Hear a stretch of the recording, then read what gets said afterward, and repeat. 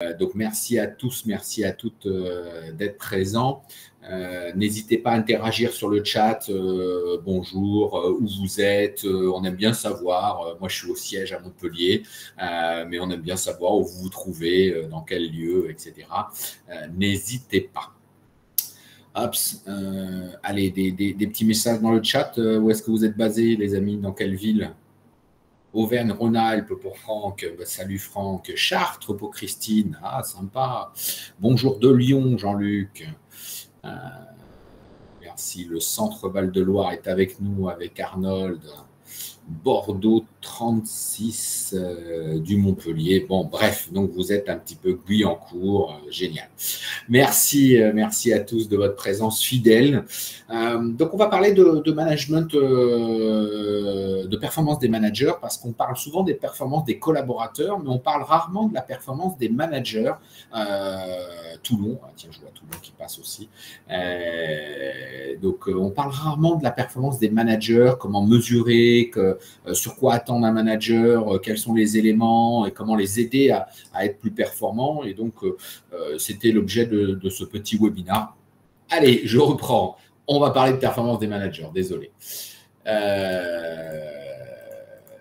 Décidément. Voilà, allez.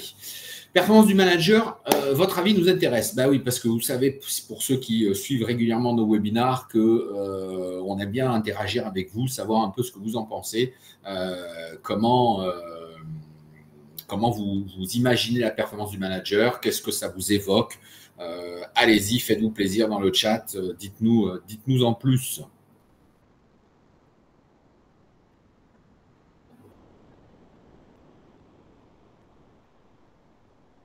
Et alors, vous êtes sage comme les images? Vous m'entendez? Vous me voyez? Vous ne me voyez plus? Ah, deux types de performance. Performance stratégique, performance humaine. Merci Olivier. Ouais, performance stratégique et performance humaine. Merci Raïssa de vous être lancé la première. On va attendre les réponses. Les KPI, ouais. Les fameux KPI, les indicateurs.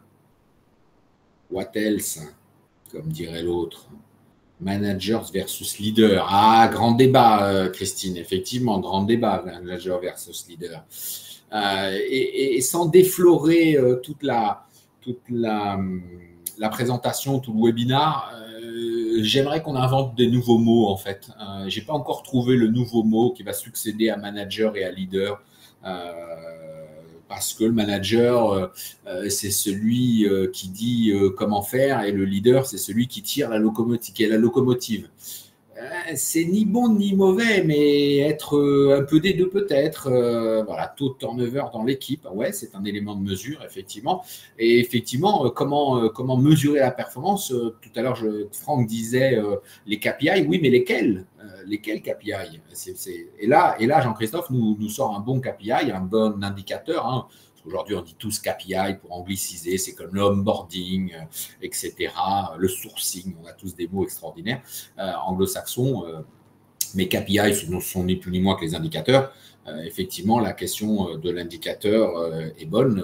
Le taux de turnover est un de ces indicateurs. Mais est-ce que c'est le seul? Est-ce que ça doit être le seul qui doit nous guider? Voilà.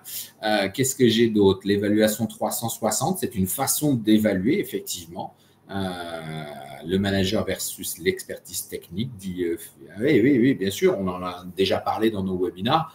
La question de est-ce que le meilleur comptable fera le meilleur directeur financier? Est-ce que le meilleur commercial fera le meilleur chef des ventes? Est-ce que le meilleur ingénieur fera le meilleur directeur de production? C'est un vrai sujet, un vrai débat. Hein. Les avis ne sont pas tranchés, bien sûr. Hein, la gestion des conflits, la gestion des talents, la prise de décision. Merci Patrice. Accompagner les collaborateurs dans leur perf. Et oui, la propre perf. Mais comment je fais ça et comment je mesure?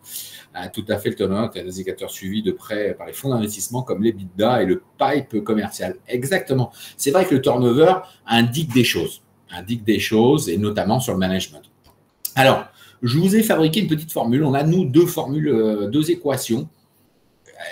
je n'ai pas prétention à ce que cette formule soit absolue, complètement définitive. C'est une équation de la performance du manager. Voilà.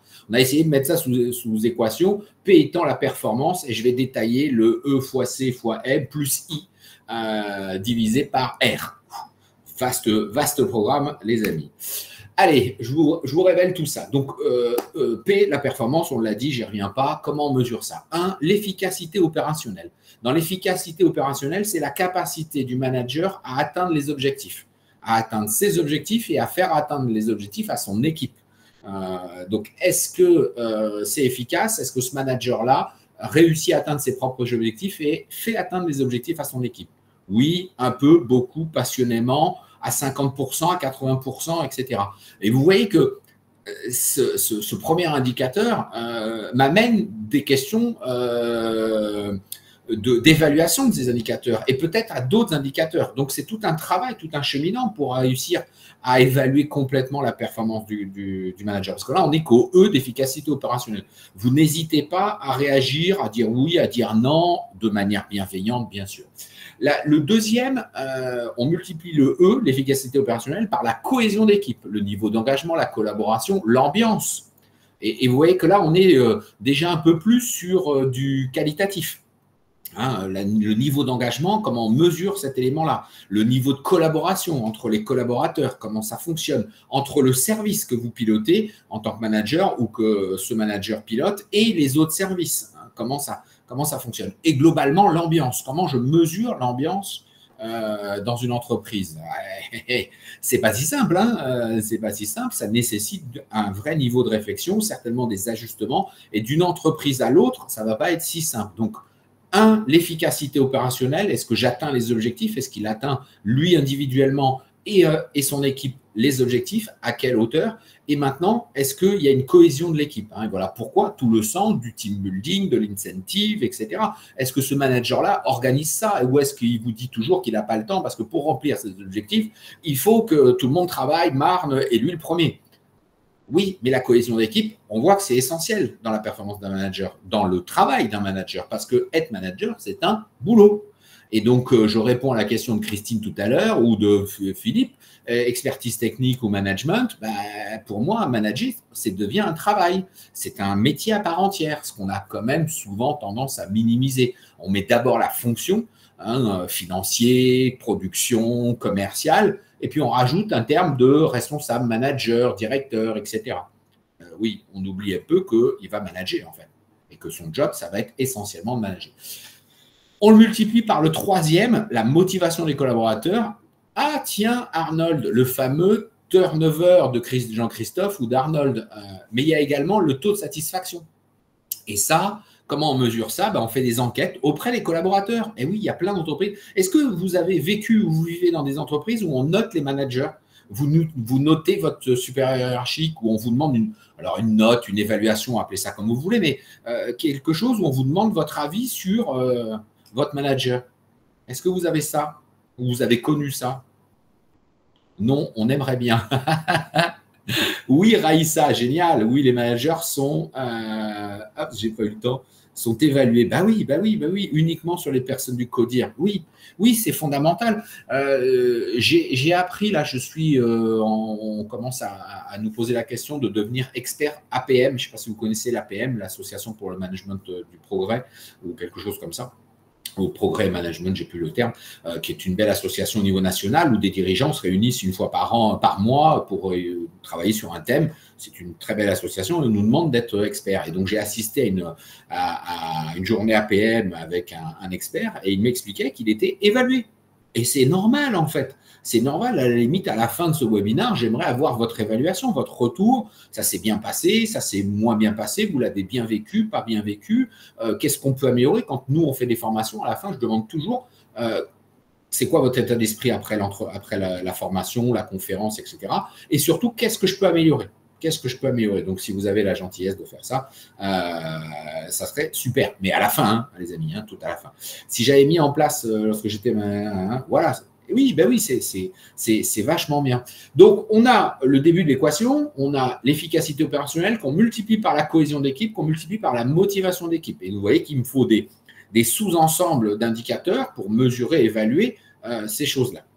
Une fois que j'ai ça, eh ben, je vais rajouter une petite dose de folie, je l'appelle comme ça, qui est la dose d'innovation, d'amélioration continue. Et oui, être manager, c'est faire progresser aussi, progresser ses collaborateurs, progresser l'entreprise, progresser son service, son environnement, et pas juste prendre les choses telles qu'elles sont et puis pointe à la ligne. Non, c'est bien aussi si on a un manager qui fait progresser, qui remonte des informations à la structure, à d'autres services avec lesquels il interagit, avec des clients, avec des fournisseurs, avec le CODIR. Voilà. Et donc, l'innovation, c'est important. C'est pas la seule qualité du manager, surtout si il n'est pas le directeur de l'innovation, bien évidemment. Mais tout manager doit contribuer à faire progresser l'ensemble, à améliorer. Donc, le nombre d'idées, les projets innovants. Tiens, dans ce service-là, le manager, il a initié soit lui, soit son service. Hein, qu'un manager amène à ses collaborateurs la possibilité de sortir des idées, de les tester, de les pousser, qu'ils les aident, mieux qu'ils les aident, qu'ils les aiment, oui, qu'ils les aiment, mais qu'ils les aident à créer, à innover, à avoir la parole libre, à tester des choses, etc. Ce n'est pas toujours le cas, c'est rarement le cas parce qu'on est, encore une fois, pressé par le temps et les objectifs. On reste sur ces deux notions-là. Et puis après, ça se termine, on mesure le turnover, comme l'a dit Jean-Christophe et Arnold tout à l'heure. Oui, mais ce n'est pas suffisant. C'est clairement pas suffisant. Parce que si on ne mesure que l'indicateur de turnover, pourquoi il y a du turnover? Comment il y a du turnover? Est-ce que c'est la faute du manager? Est-ce que c'est la faute de la structure? Est-ce que c'est la faute du domaine d'activité? Il y a plein de raisons qui vont nous faire que ce manager a du turnover dans son équipe. Donc, E fois C fois M plus I, qu'on peut un peu factoriser parce que selon la dose d'innovation, selon l'entreprise, alors pareil, on peut mettre des facteurs plus ou moins importants pour donner des valeurs plus importantes. Et on va diviser tout ça par ce résultat, par R, les ressources. Les ressources utilisées, le temps, on en parlait. Est-ce que le temps est bien géré dans cette équipe-là? Est-ce que ce manager gère bien son temps et celui de ses collabs? Ou est-ce qu'il met la pression? Est-ce que les collabs finissent à 23 heures complètement rincés, etc., et trop régulièrement? Ou est-ce que ils ont la banane et que ils finissent à des horaires classiques de salariés, de collaborateurs, et que ça se passe bien et qu'ils font des beaux projets? En termes de ressources, le budget, bien évidemment. Est-ce qu'il respecte son budget? Est-ce qu'il est même économe? Pas trop non plus, parce que ça veut dire qu'il ne mesure pas très bien son budget, mais est-ce qu'il est dans le bon tempo de son budget? Est-ce qu'il a une vision cohérente de son budget quand il négocie son budget? Est-ce qu'il n'a pas une tendance à refaire, je reprends le même et je mets 10% de plus parce que si je ne consomme pas, je vais me faire, on va me l'enlever l'année d'après, j'en aurai plus. Enfin, ce n'est pas très avisé de faire ça. On comprend la réaction, mais elle n'est pas avisée, etc. Quels sont les efforts? Quelles sont les ressources en personnel? Est-ce qu'il a consommé de l'intérim? Est-ce que dans le turnover, on a recruté régulièrement des CDD, d'autres personnes, etc., etc. Voilà. Et là, vous avez une belle équation. Moi, j'aime bien cette équation. Je trouve qu'elle est assez complète. Il y a certainement d'autres équations, peut-être que dans d'autres entreprises, vous avez vécu d'autres équations, mais je trouve qu'elle est un bon indicateur de la performance du manager. Donc, E, performance, est égal à E fois C fois M, plus une petite dose d'innovation divisée par les ressources engagées. Qui est-ce qui m'a dit, ne vaudrait-il pas mieux évaluer, Philippe, évaluer la coopération, relation manager-collaborateur plutôt que le manager en tant que tel? Oui, mais c'est ce qu'on mesure dans la cohésion, dans certains éléments. Philippe, je pense qu'on retrouve cet élément-là. Je suis d'accord, coopération, relation collaborateur, relation manager, oui, mais je la trouve dans la collaboration, je la trouve dans le taux de satisfaction, de la motivation des collaborateurs. Et donc, je vais retrouver tous ces éléments-là, mais c'est peut-être des sous-éléments pour arriver à la note de motivation, à la note de cohésion et au pourcentage de tout ça. La performance de manager, ne serait-il pas plus intéressant de déduire les performances de l'équipe qu'il manage? Allez-y, expliquez-vous, Olivier Croulard. Mesurer les performances d'un manager, ne serait-il pas plus intéressant de le déduire des performances de l'équipe qu'il manage? de la déduire. Ah, oui, d'accord, de la comprendre, ok, déduire, c'est pas dans l'équation. J'étais dans l'équation, Olivier, donc désolé. Moi, j'étais en train de me dire où est-ce qu'on fait un moins quelque part. Non, c'est de la sensibilité. Oui, mais on doit, je pense, pouvoir la mesurer et juste sortir de la déduction parce que alors ça fonctionne, Olivier, quand on n'a que quelques collaborateurs, mais quand on est dans des grosses organisations, à un moment donné, il faut mettre un peu de l'équation, un peu d'indicateurs et des indicateurs qui doivent évoluer et qui doivent être similaires à tous les collaborateurs, un maximum de collaborateurs. Comment je mesure et j'évalue tous mes managers les uns par rapport aux autres. Parce qu'à un moment donné, qu'est-ce qui fait que celui-là est meilleur que les autres? Et donc, comment je peux m'en inspirer, sur quels critères, etc. Et comme on sait, et vous et moi, que ce n'est pas un critère, parce que ce n'est pas juste dire bah, il a une bonne cohésion d'équipe. Oui, mais enfin, s'il bouffe toutes les ressources, ça ne va pas nous aider. S'il n'innove pas, ça ne va pas nous aider. C'est bien le gars qui a la banane tous les matins et qui fait waouh et qui fait des séminaires et des machins, mais si ce n'est pas efficace et s'il ne répond pas aux objectifs, ça ne va pas nous aider. On est quand même là, et je vous parlerai de notre définition du management. Vous verrez qu'il y a la satisfaction de l'entreprise, des collaborateurs, mais il y a aussi la performance de l'entreprise. Il ne faut pas l'oublier. Si c'est pour que ce soit le Club Med, bah, allez au Club Med. Mais ne travaillez pas dans une entreprise. Dans une entreprise, à un moment donné, le manager, il faut qu'on l'évalue, il faut qu'on évalue les collaborateurs, mais il faut qu'on évalue aussi les managers. J'espère que j'ai répondu à la question, Olivier. Vous n'hésitez pas à me compléter ce que je raconte. En plus, mon chat est compliqué. Il est tout petit, donc je ne vois que la dernière réponse. Là, c'est un peu compliqué sur mon écran. Voilà, donc ça, c'était notre petite équation. Alors, je ne sais pas pourquoi je n'arrive pas à continuer. Je ne sais pas où est-ce qu'il faut que je clique sur mon PowerPoint pour voir les choses. Tout ça pour dire que ce sont des concepts très complexes qui sont multidimensionnels et qui sont difficilement mesurables précisément. Donc, attention aux formules. Voilà, soyez prudents, ne dites pas Loïc Douillère du Flamand Institut a donné la bonne formule pour trouver la performance du manager. Non, non, non. C'est complexe, c'est multidimensionnel, c'est difficile à mesurer précisément, ça nécessite un vrai travail d'évaluation des indicateurs dans votre entreprise, dans votre contexte, etc. Ce n'est pas une formule magique. C'est pas une formule magique. C'est pas, je suis pas, comment il s'appelle, Abra Raccourcix, le druide, non, Panoramix, le druide d'Astérix et Obélix. J'ai pas fait la formule magique. Ne croyez pas ça. Mais ça peut peut-être vous aider. Ça peut peut-être vous aider à mieux structurer votre pensée sur comment évaluer, vous évaluer si vous êtes manager et comment évaluer vos managers si vous managez des managers. Mais attention aux formules, c'est très, très, très, très, très pointu. Effectivement, notre réponse à nous, à ça, vous le savez pour ceux qui nous suivent, on en est au 35e livre. Je cherche le livre pendant que j'y suis.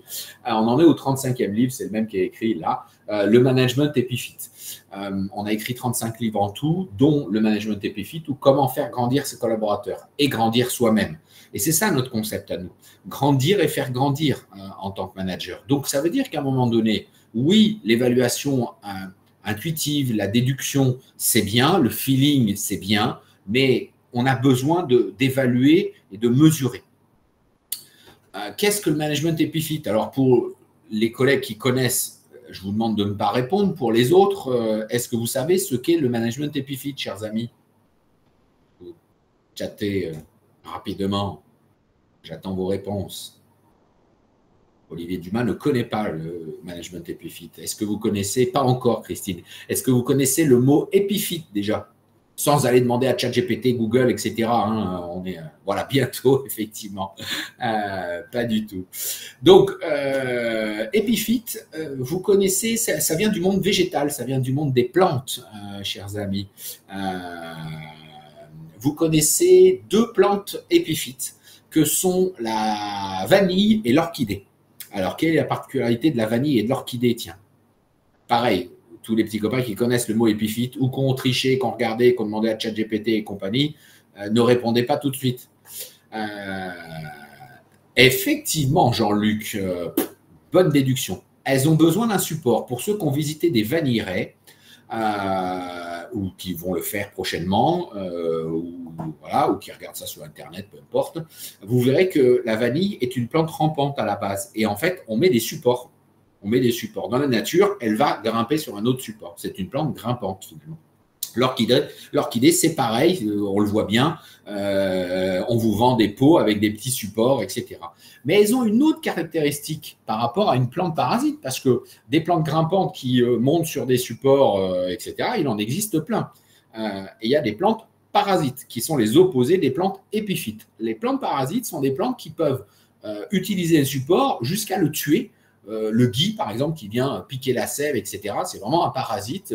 Le lierre peut être considéré comme un parasite. Hein, parfois, il vient étouffer son support, etc. À la différence de la vanille et de l'orchidée, qui, elles, se sont dit un truc, on va être en symbiose avec notre support. Et donc, on va grandir ensemble. Donc, je vais faire en sorte de grimper sur mon support, de m'appuyer sur lui pour grandir avec. Et le support a compris ça aussi. Et donc, tout le monde grandit ensemble. Si on le translate dans le management, on voit bien le parallèle avec le mentor, le tuteur. On appelle ça un tuteur hein, dans l'entreprise, le tutorat. C'est pas pour rien. C'est comme dans le monde végétal.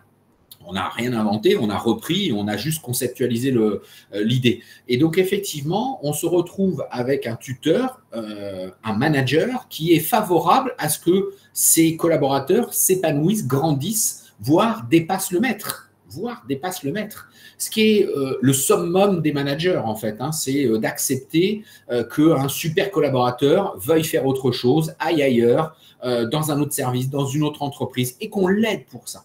Et vous avez certainement dans votre expérience, ou en tout cas je vous le souhaite, quelqu'un pour qui vous avez cette image-là, qui vous a aidé dans votre carrière, que vous voyez comme un mentor un petit peu. Vous en avez peut-être plusieurs, vous n'avez peut-être qu'un seul, etc. Moi, personnellement, il s'appelle Florent Mentionne. Hein, il n'est pas là, mais il s'appelle Florent Mentionne. Il m'a donné ma chance. Et effectivement, avec sa capacité managériale qu'il a eue, de nous aider avec Augustin, mon associé aujourd'hui, il nous a aidé à grandir. Et il a grandi lui-même aujourd'hui. Et je le remercie tous les jours. Hein. Et je sais qu'un certain nombre d'entre vous, je ne sais pas si c'est le cas, n'hésitez pas à nous le dire, à nous le partager, si vous avez eu ce genre de mentor dans votre expérience. À l'inverse, pendant que vous écrivez votre mentor, votre expérience avec un mentor, un expert qui vous a fait grandir, à l'inverse, il y a des collaborateurs parasites et des managers qui étouffent les collaborateurs et qui ne veulent surtout pas grandir.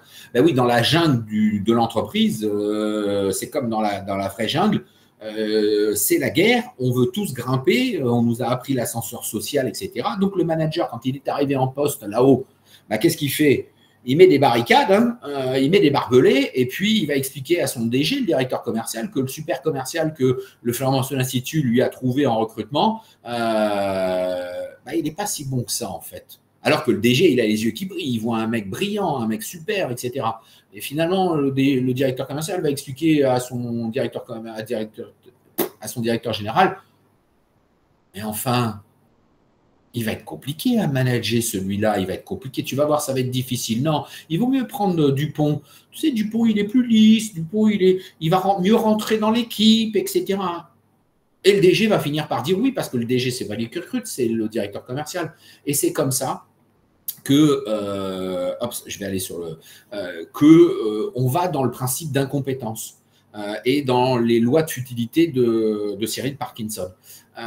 Cyril Parkinson, rien à voir avec la maladie de Parkinson, c'est ce qui nous a inspiré pour le management épiphyte.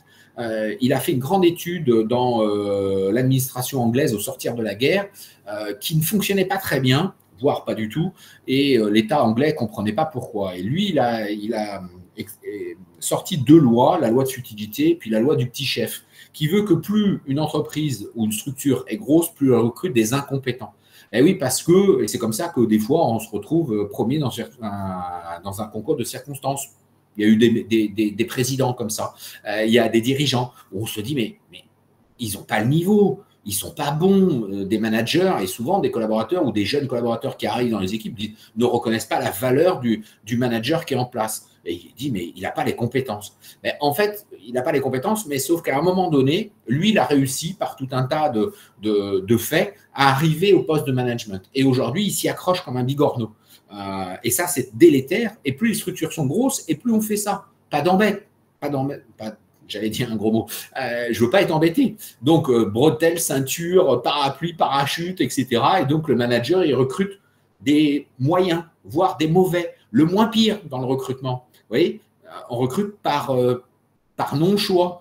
Et on ne prend pas le bon, le brillant, parce que le bon et le brillant, le manager, il ne va pas savoir le piloter. Et puis, il se dit, celui-là, il va me bouffer. Il va être meilleur que moi, etc. Et donc, voilà comment nous, on est opposé, entre guillemets, au principe d'incompétence, parce qu'un bon manager, un bon mentor, doit vous faire exploser votre plafond de verre. Il doit vous amener là-dessus, vous amener là où on n'aurait pas pensé que vous iriez, ou même vous ne pensiez pas aller. Et c'est ça toute la force du management épiphyte. Et on s'est inspiré d'une autre personne qui est Boris Cyrulnik avec son concept de résilience. Lui, en tant que pédopsychiatre, il a pris une loi physique, la résilience, qui dit qu'une barre de métal tordue dans certaines conditions de loi physique peut revenir à son état normal. Lui, il l'a appliqué dans la pédopsychiatrie. Un enfant battu, violé, violenté, etc., dans son enfance de manière horrible, avec un accompagnement bien fait, on peut le ramener dans une vie dite normale, collective, etc. Et donc, nous, on a fait la même chose avec le management épiphyte. Et donc, soyez des managers épiphytes. Voilà comment on a créé le concept de management épiphyte. Est-ce qu'il y a des questions sur le management épiphyte à ce stade?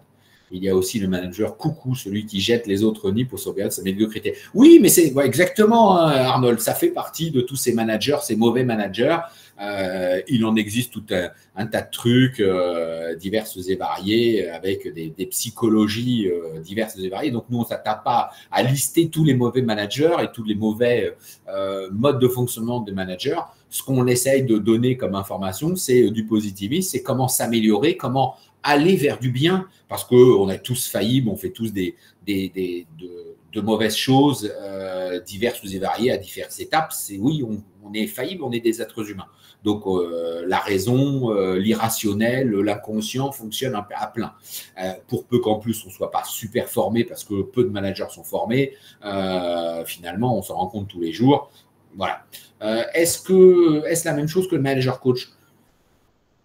En partie, mais attention au terme de manager coach, parce que le coach, Philippe, a été mis à toutes les sauces. Donc, il y a une partie de ça, c'est accompagner. Effectivement, c'est accompagner. C'est pas faire, c'est faire faire.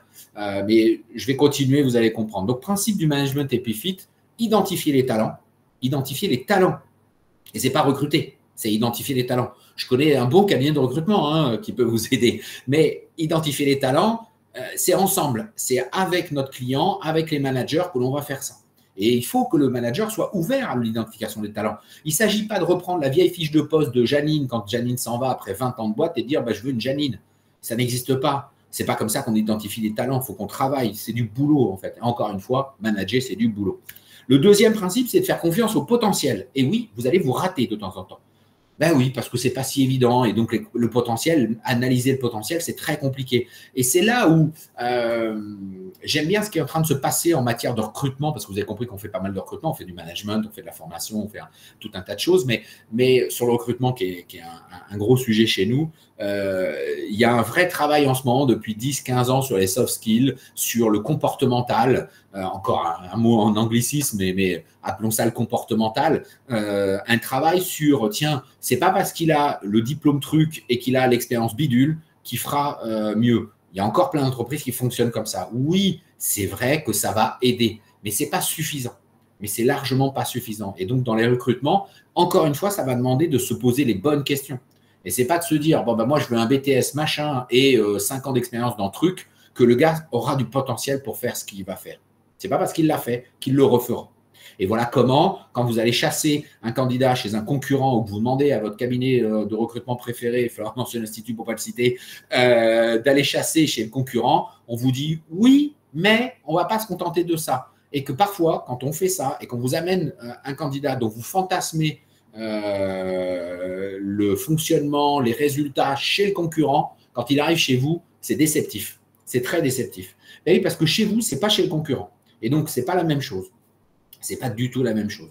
Oh là, j'ai un gros texte. Et alors, je ne comprends pas pourquoi mon truc est comme ça. Je ne vois qu'un tout petit bout d'écran. Alors qu'il est intéressant de faire un parallèle avec le management militaire, que tu connais bien, Arnold, et que je connais, parce que j'ai fait 8 ans dans la Marine nationale. Une mauvaise décision, un mauvais management peut entraîner la mort au combat. Chacun est lié, de l'officier au soldat à la base. Tout n'est pas transposable, mais une partie, oui. Bien sûr, évidemment. Évidemment, l'armée a bien compris et l'armée a ceci de génial en termes de terreau d'expérimentation. On ne peut pas tout prendre, mais il y a quand même des choses qui sont intéressantes. C'est qu'effectivement, l'armée va sur des sujets extrêmes. Et oui, quand vous êtes soldat, potentiellement, c'est la mort dont on parle. On vous forme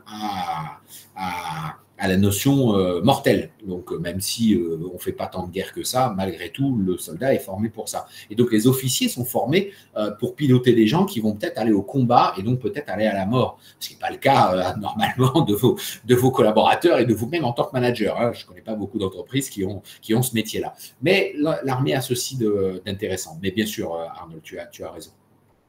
Donc, faire confiance au potentiel. Et l'armée évolue beaucoup sur les potentiels, sur comment les collabs se comportent, qu'est-ce qu'ils font, etc. D'ailleurs, l'armée, souvent, on s'en fout un peu de savoir d'où vous venez. C'est parce qu'il l'intéresse, ça va évaluer autrement. Et il y a plein de méthodes d'évaluation en recrutement qui sont tirées de ce genre de situations qui viennent de l'armée, qui viennent des corps militaires, policiers, extrêmes, etc. Parce que c'est dans ces situations-là qu'on a dû réfléchir à comment recruter autrement que sur les simples diplômes et les simples expériences. Et puis enfin, il faut être convaincu en tant que manager avec des plans Epifit qu'il va falloir faire grandir les collaborateurs. Et si on n'est pas convaincu de ça, arrêtez de faire du management. Si vous êtes un super expert, restez un super expert. Vendez votre expertise.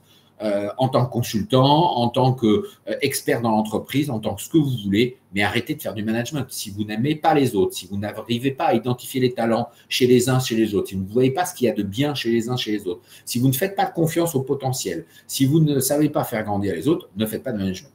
Ne faites pas de management, en tout cas, à la façon de management Epifit, Dixit, Florent mentionne, Institut.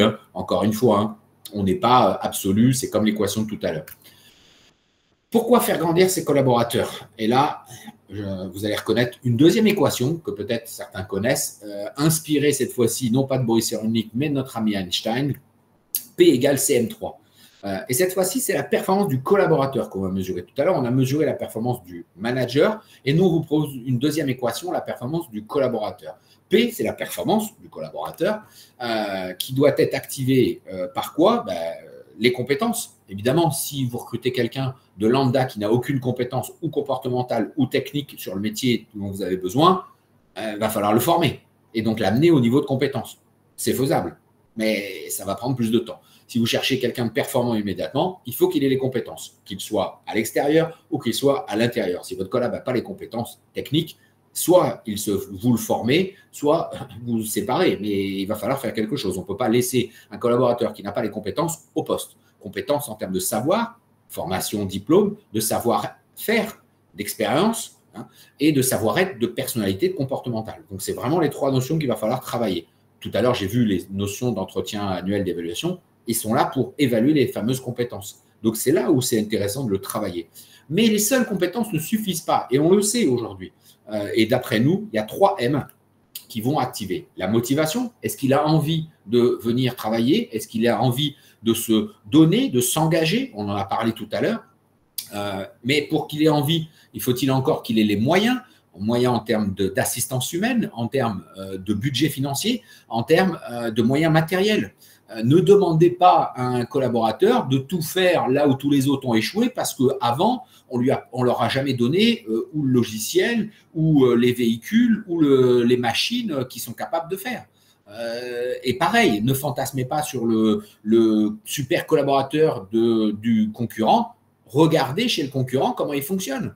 Et c'est comme ça que vous allez apprendre que le super commercial, en fait, il a une assistante commerciale dédiée qui lui prend des rendez-vous et le gars, il n'a plus qu'à aller et donc à être performant au rendez-vous. Mais il n'a pas besoin d'être performant à la prise de rendez-vous et perdre du temps à s'essouffler, à prendre, etc. Ça, c'est une autre personne qui va le faire. Il y a les grandes entreprises, notamment américaines, ont bien compris ça, anglo-saxonnes notamment. Vous avez peut-être remarqué, si vous êtes client de grandes structures, nous, par exemple, dans nos fournisseurs, on a Indeed, on a LinkedIn, etc. Et on a remarqué que dans ces structures-là, et vous remarquerez que dans ces structures-là, il y a un commercial chasseur qui va faire en sorte de prendre contact avec vous. Il y en a un autre qui va closer le rendez-vous, qui va faire en sorte de vous coller un rendez-vous. Il y en a un autre qui va vous faire la démo. Et puis, il y en a un autre qui va vous faire signer. Puis, il y en a un autre qui va entretenir la relation. Et vous voyez que des fois, vous pouvez avoir 4 ou 5 interlocuteurs sur la chaîne commerciale. Et bien, dans tous les métiers, c'est un peu pareil, en fait. Ne demandez pas à un ingénieur de production d'être aussi le champion du bureau d'études, de l'innovation, de ceci, de cela. Pareil pour les financiers, pareil dans tous les métiers, en fait. Hein. Qu'est-ce que vous voulez? Dans le métier RH, par exemple, on demande au RH généraliste de tout faire. Le recrutement, le licenciement, la paye, la formation. Mais c'est des métiers totalement différents, en fait. C'est des métiers totalement différents. Donc, ils ne pourront pas être bons partout. Si vous voulez être généraliste, vous acceptez qu'ils aient des forces et des faiblesses. Si vous avez besoin et vous avez les moyens d'avoir des experts, eh ben, voilà. Donc, les moyens, c'est fondamental. Si vous ne donnez pas les moyens à un collaborateur, il ne réussira pas. Et donc, il ne sera pas performant.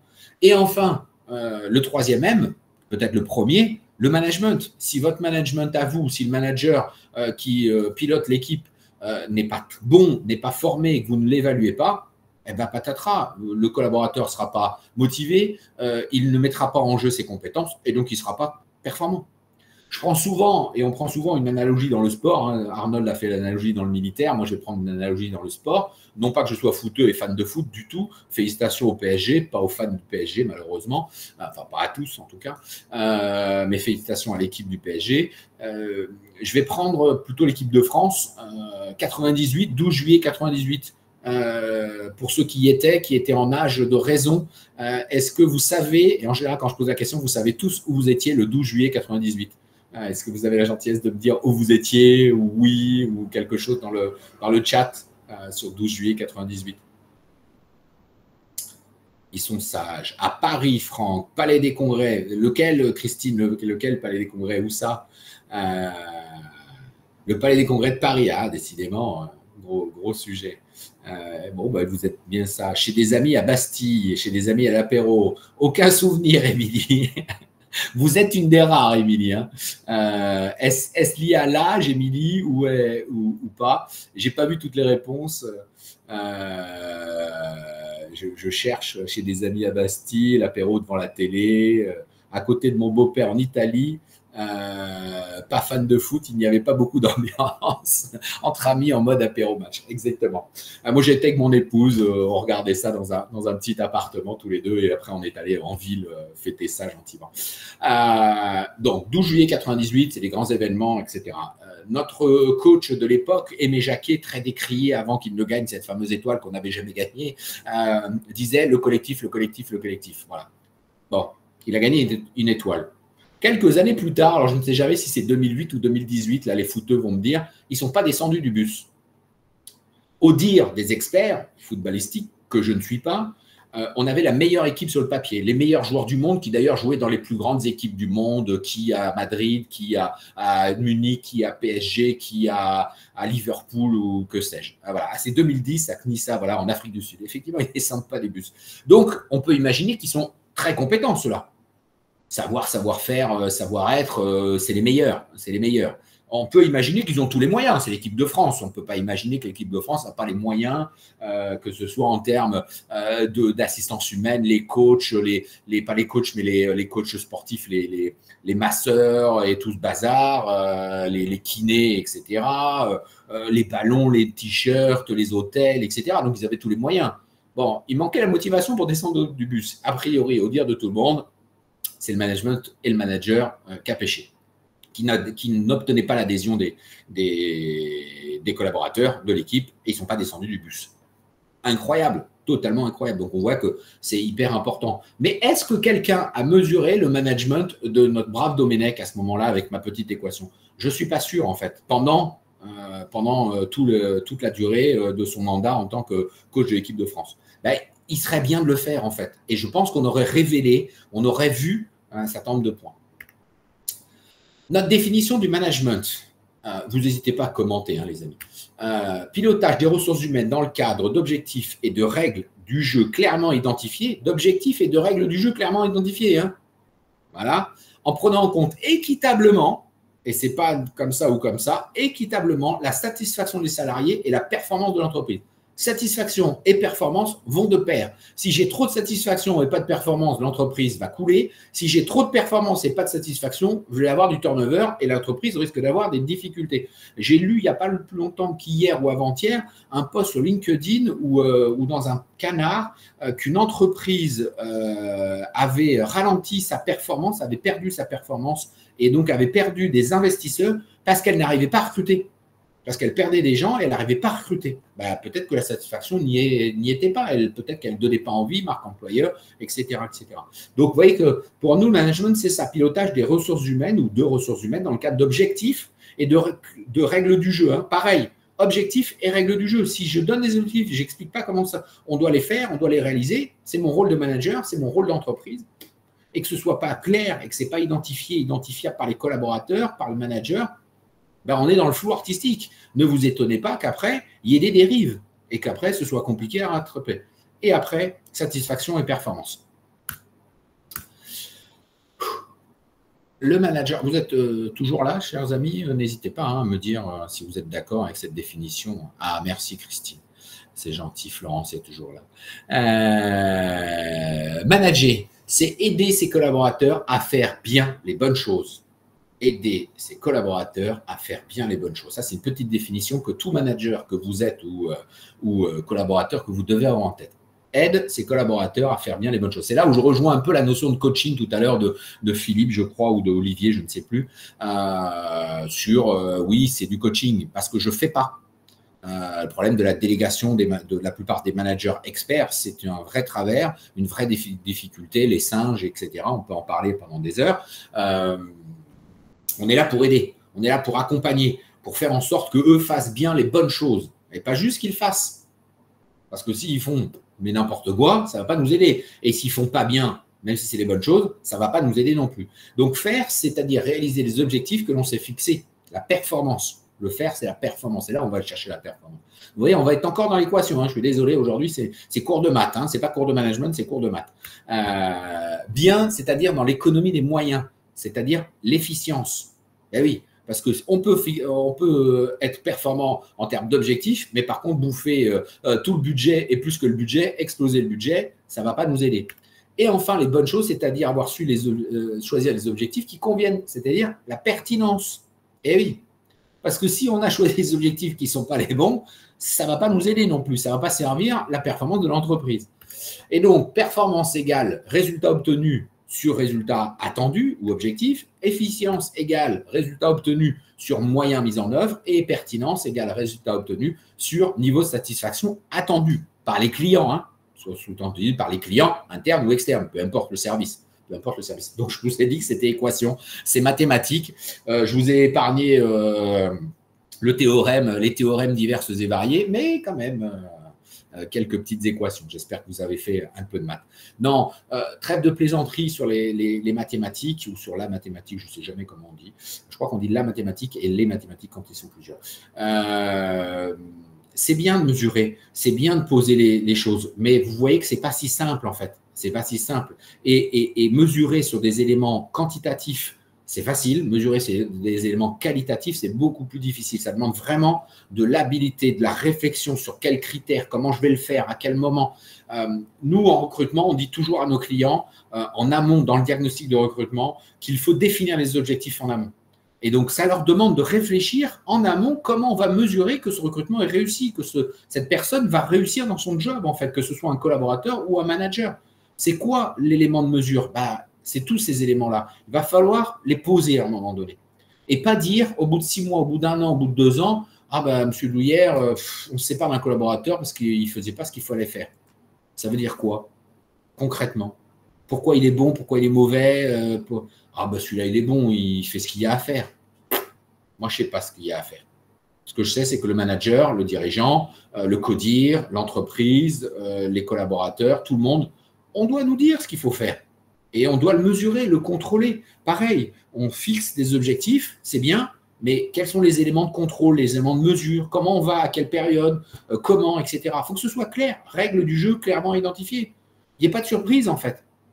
Tout ça avec de l'adaptation, une capacité à réajuster les choses, à écouter si le collaborateur nous dit non mais ce critère-là, il n'est pas cohérent, pour tel et tel, etc. L'échec du manager. Oui, Émilie, oui, bien sûr, bien sûr, bien sûr. Le licenciement, parce qu'aujourd'hui, c'est souvent la rupture, hein, mais le licenciement est souvent un échec d'un manager. C'est clairement ça. Alors, pas que, mais il y a. Mais en tout cas, il faut le mesurer. Pourquoi il y a licenciement? Et c'est quoi? Où est-ce qu'on a raté? Moi, je dis toujours, il n'y a pas de fumée sans feu. Souvent, on me dit, ouais, mais c'est le collaborateur qui est nul, machin, bidule. Donc, on rejette la faute, vous voyez? On rejette la faute sur l'autre. C'est tellement facile de rejeter sur l'autre. Moi, je dis, non, il n'y a pas de fumée sans feu. C'est certainement parce que moi, je n'ai pas su l'amener au niveau, je n'ai pas su le faire, ou l'entreprise n'est pas capable de. Mesurons aussi, est-ce que l'entreprise, de manière collective, est capable? Peut-être qu'on a fantasmé un Zinedine Zidane, un Mbappé ou que sais-je, je ne sais pas, dans l'équipe de foot là, de Paris qui sont les champions. Peut-être qu'on a fantasmé sur notre capacité à recruter ce type de profil. Et oui, exactement, Olivier. Est-ce qu'on a pris quelqu'un qui jouait en Ligue des Champions alors que nous, on joue en Ligue 2? Recrutons des bons de Ligue 2 ou des premiers niveaux de Ligue 1. Mais ne fantasmons pas sur celui qui joue en Ligue des Champions. Même si on met un gros billet sur la table, parce que celui qui joue en Ligue des Champions, il a tout l'encadrement, tout l'environnement, moyen, matériel, humain, financier, les coachs qui vont avec, etc., etc. Et oui, avant de fantasmer le super compétent, regardons-nous l'entreprise. Et nous, c'est ce qu'on dit à nos clients, à l'entreprise. On vient vous voir, on vient vous mesurer, on vient vous évaluer pour être sûr que vous ne vous surévaluez pas ou vous sous-évaluez pas et vous ne recrutez pas le bon niveau. Le but, c'est d'être juste dans le recrutement. Ne fantasmons pas les collaborateurs dont on n'est pas capable de piloter. Donc, comment faire grandir ses collaborateurs? Là, je fais un tips parce qu'il est 13h50. Plus d'exemplarité pour le manager, plus de confiance, plus de disponibilité, plus de réactivité, plus de pédagogie. Et ça, on le développe dans nos cycles de formation. Je vais vous en parler juste après sur le management. Parce que là, je n'ai pas le temps en une heure de vous expliquer tout ça. Ça prend quelques jours et parfois quelques décennies pour vraiment l'acquérir. Comment faire grandir ce collaborateur? Exemplarité, confiance, disponibilité, réactivité, pédagogie. Effectivement, sont des éléments clés pour les faire grandir. Allez, c'est l'heure des cadeaux parce qu'on arrive à 13h50. Vous n'hésitez pas à interagir, à me poser des questions pendant que je raconte, je fais ma petite promo de notre livre. Vous avez en exclusivité un code promo EpiFit50. Alors oui, il va falloir savoir écrire EpiFit, je suis désolé. EpiFit50 sur notre site internet, vous retrouverez tous les livres. Vous verrez, vous trouverez facilement le Management EpiFit. Je crois que c'est le troisième sur la première ligne quand vous cliquez sur le lien. Le support vous sera envoyé, hein, le PowerPoint vous sera envoyé dans lequel il y a le lien, mais sinon vous allez sur notre site internet, dans Institut, vous trouvez les livres et dans les livres, vous trouverez le livre, le Management EpiFit. Vous avez le code EpiFit50 qui vous offre le livre à moins 50%. Donc, au lieu de 20 €, vous l'avez à 10 € livré. Hein, frais de port inclus, donc on est sympa, je crois que c'est frais de port inclus. Je dis peut-être une bêtise, hein, mais normalement c'est frais de port inclus. Donc on est sympa, c'est vraiment pour vous parce que vous venez à nos webinars. N'hésitez pas à en commander pour vous et pour vos managers, pour vos collaborateurs, en commander plusieurs. Ça fait toujours plaisir de lire ce petit livre-là. Ben, je vois que vous êtes sage, pas de questions, j'ai été clair et limpide. Donc ça, c'est le premier cadeau. C'est sympa. Est-ce qu'ils sont toujours là? Je ne sais pas. Ah, merci Florence, Franck, Olivier, Laurent, merci. Donc voilà, un petit cadeau. Donc profitez-en le plus rapidement possible. Deuxième cadeau, c'est que nous avons un programme de cycle de formation management qui démarre à la rentrée à partir du 23 septembre avec 4 demi-journées qui vont se faire à Montpellier. Alors, je suis désolé pour ceux qui sont un petit peu loin, mais on le fait à Montpellier. Si vous avez des demandes et que vous êtes plusieurs, on peut l'imaginer soit de se délocaliser nous en tant que formateurs. On vient dans les entreprises, à partir de 3-4 personnes, on peut se déplacer. Et également, oui, Jean-Michel, on va partager le PowerPoint, le support vous sera envoyé en même temps que le replay, ce genre de choses.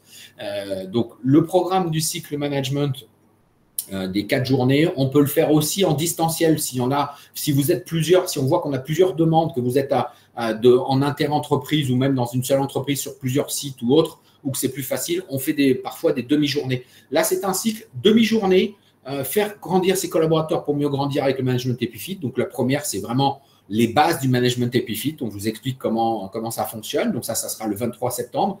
Le 14 octobre, motiver son équipe pour obtenir son engagement. On en parlait tout à l'heure d'engagement. Je ne sais plus qui parlait de la notion d'engagement. Effectivement, il faut motiver pour engager dans ma petite formule, ce genre de choses. Ensuite, le 18 novembre, la délégation. J'en ai parlé également. Déléguer pour mieux manager. Oui, parce que c'est le travers de beaucoup de managers qui ne savent pas déléguer et qui trouvent que ils vont plus vite. Ils sont meilleurs que les collaborateurs. Donc, ils surchargent. Et à la fin, ils explosent, et burn-out et compagnie. Et enfin, le quatrième temps, la quatrième demi-journée sera le 9 décembre sur manager son temps et celui de tes collaborateurs, parce que la gestion du temps est fondamentale dans le management. Si on ne gère pas bien son temps, on va avoir du mal à gérer celui de ses collaborateurs et vice-versa. En exclu webinar, pareil, cadeau. Moins 30% sur le cycle complet. Donc, si vous prenez le cycle complet, on vous offre 30%. Donc, ça, vous nous dites, voilà, j'étais inscrit au webinar. De toute façon, on a la liste, donc on le saura, que vous aurez 30% si vous prenez les quatre modules et moins 10% si vous prenez un module. Le module est à 500 € par stagiaire, par personne, par module. Effectivement, si vous prenez les 4 modules, il y a un prix, bien évidemment. Le nom des formateurs, votre serviteur et mon associé Augustin Valero qui se trouve à Paris aujourd'hui chez un de nos partenaires. Donc, on se déplace s'il y a besoin. Donc, notez bien tous ces petits cadeaux. C'est pour vous. Vous pouvez envoyer un mail. Alors, soit vous répondez au mail du webinar, soit vous allez sur notre site contact, sur notre site en mode contact formulaire, soit vous envoyez un mail à notre collaboratrice de direction, Nathalie, direction@fernandseul.com, avec grand plaisir. Il est presque l'heure de se quitter, chers amis. Je regarde. Tchac. J'ai plus de questions. Allez-vous, voilà.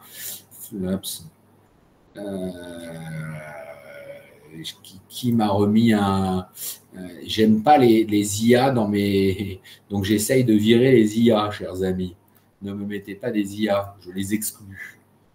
Volontairement parce que je veux que vous soyez présents autant que faire se peut au webinar, sinon c'est pas rigolo. J'aime l'IA, j'utilise l'IA, mais pas dans les webinars, il faut que ce soit l'interaction. Le prochain webinar, ça sera pour l'été. Réfléchissez à votre carrière cet été, le 3 juillet. Donc, notez le 3 juillet, on vous enverra l'invitation, bien évidemment. Mais là, on va parler de votre carrière, à vous, individuellement. Et l'été, souvent propice à la réflexion. On a le temps, parce que dans la vie quotidienne, la vie de l'entreprise, le management, etc., c'est un vrai travail. Donc, travailler. Merci Béatrice, merci Christine pour cette présentation. Teasing très réussi, merci. C'était pas le but, le but c'est de vous amener aux formations bien évidemment, mais c'est de vous partager notre philosophie. Voilà, les livres, on est content de vous les vendre avec des tarifs vraiment attractifs, ce genre de choses. Donc merci Laurent, merci à tous pour votre présentation, votre disponibilité, vos questions. On est là. Si vous voulez poursuivre les échanges, vous allez sur notre page LinkedIn. Vous n'hésitez pas à me trouver, à me contacter, à me dire voilà Loïc, j'étais au webinar, je vous accepterai avec grand plaisir.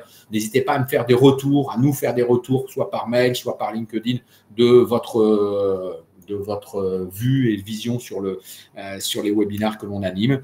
Et puis voilà, vous aurez notre réseau de consultants à votre disposition. On est une petite trentaine aujourd'hui.